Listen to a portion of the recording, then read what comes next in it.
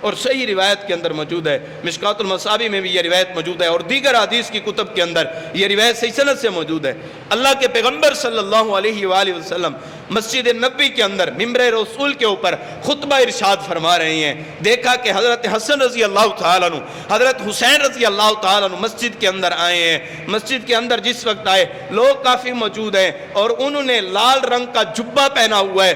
دونوں شہزادوں نے کبھی وہ گر جاتے ہیں، کبھی کھڑے ہو جاتے ہیں۔ اللہ کے پیغمبر صلی اللہ علیہ وآلہ وسلم کو ان کا گرنا اچھا نہ لگا۔ اللہ کے پیغمبر صلی اللہ علیہ وآلہ وسلم نے اپنا ممبر چھوڑ کے اپنے ان شہزادوں کو لائے اور لا کے اپنے ممبر کے ساتھ لا کے بٹھا دیا، اور پھر خطبہ ارشاد فرمایا۔ یعنی اللہ کے پیغمبر صلی اللہ علیہ وآلہ وسلم کو اتنی تکلیف بھی برداشت نہیں کہ حضرت حسنین کریمین میں سے کوئی بھی ان کو تکلیف پہنچے اور یہ گریں۔ اللہ کے پیغمبر نے اپنا خطبہ چھوڑ کے ان کو اپنے پاس بلائے، ان کو اپنے قریب بلائے، ان کو قریب کیے۔ یعنی اللہ کے پیغمبر صلی اللہ علیہ وآلہ وسلم اس قدر محبت کرتے تھے، اس قدر پیار کرتے تھے کہ گرنا بھی ان کا اپنے آپ پہ مشکل طاری کرتے تھے۔ اور جن ظالموں نے اور جن فاسقوں نے اور جن فاجروں نے حضرت حسین رضی اللہ تعالیٰ عنہ کو شہید کیے، ان سے کیسے محبت ہو سکتی ہے، ان سے کیسے پیار ہو سکتا ہے، ان سے کیسے الفتیں ہو سکتی ہیں؟ یہ میرے پیغمبر صلی اللہ علیہ وآلہ وسلم کی